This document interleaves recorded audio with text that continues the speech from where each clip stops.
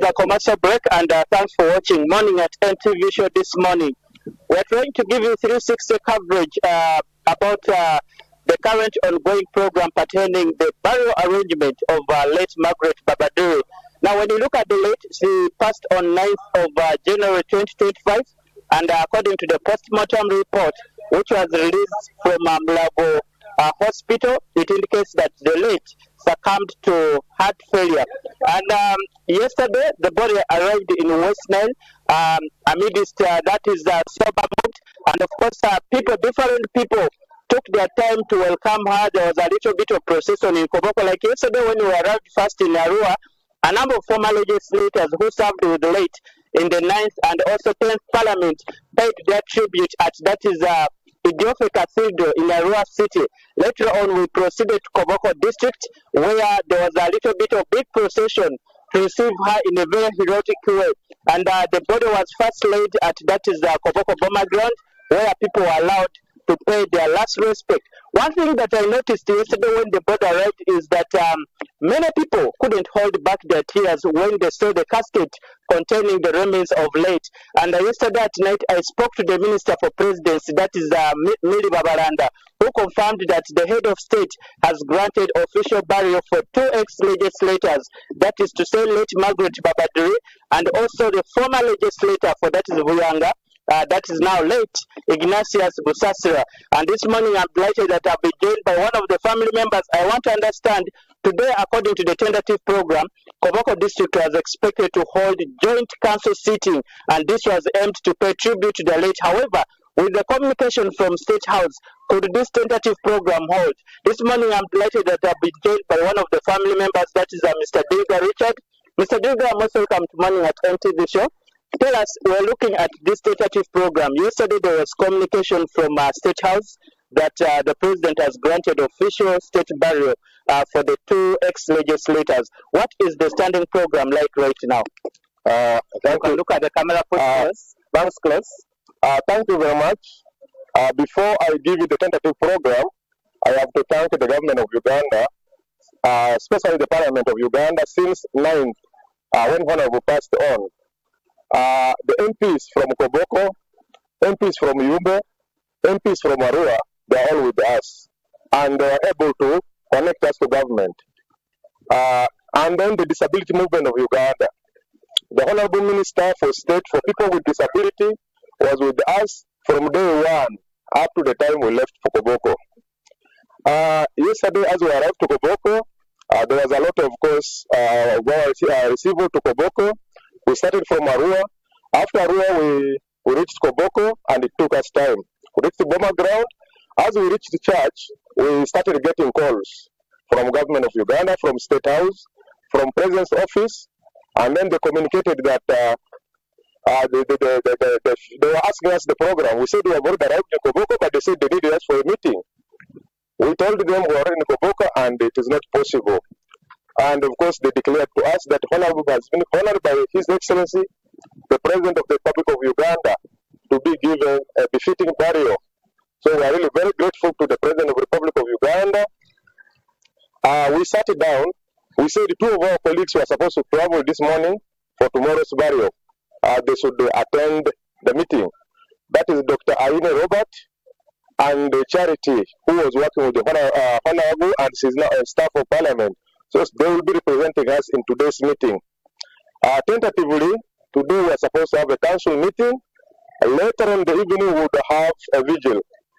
The vigil will go on, but the council meeting has been pushed for tomorrow. Tomorrow, after the council meeting, of course, we are going to get information from the 2 colleagues who are going to sit in today's meeting with the Office of the President and the State House. Okay. They wanted us yesterday to send for them a tentative budget, which we have sent for them, and today they are going to discuss.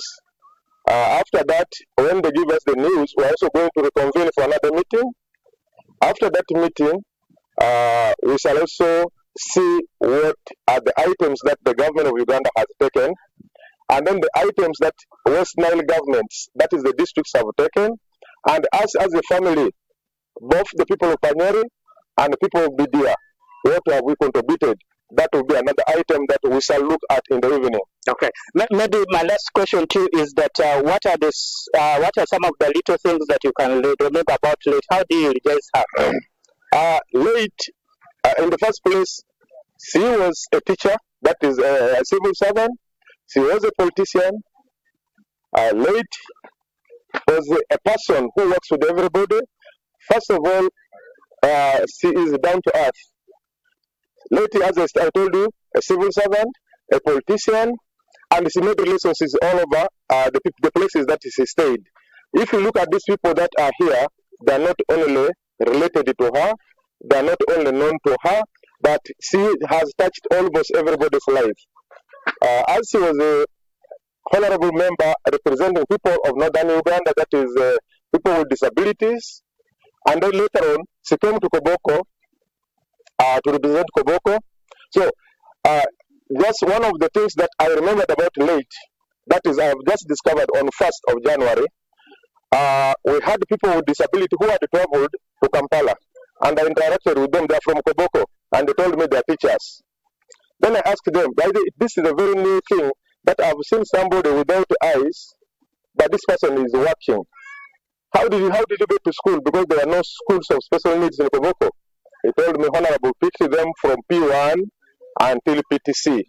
That is one of the things that she was doing. She was not only working for the family, but for the entire nation. That is one.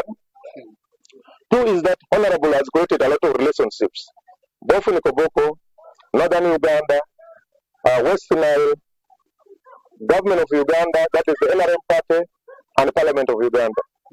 Yeah. Okay. Thank you so much. Of course, this is Mr. Diri Richard trying to give us the standing program as far as the burial of late Margaret Babadori is concerned here in Koboko. Now, right from her last breath, that is in Gary Holmes Hospital in Maganjo Kawempe Division in Kampala, when we reached there on ground, of course, many people eulogized the late as one person who has been so much passionate about issues of education in Koboko district and Koboko municipality inclusive. And also one thing that she's remembered for, she has been a strong advocate for recognition of those people who are living with special needs or disability. So these are some of the things, of course, our previous members of parliament that they worked with together in the 9th and 10th parliament really judged her as somebody who was a true leader. She didn't just look at politics from her area of service. She extended it to some of the districts, the nearby districts within the region.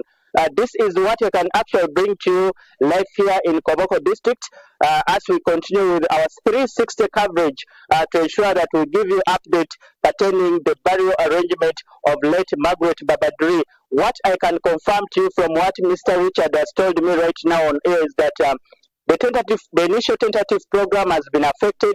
This means that the council, which was meant to sit today, will not sit, or it has been postponed, and they are yet waiting for the program from State House. And yesterday, when I was speaking to the Minister for Presidency, that is Diri, she confirmed that the Vice President, that is retired Major General, that is Jessica Alupo, will be the chief mourner in these two ceremonies ahead of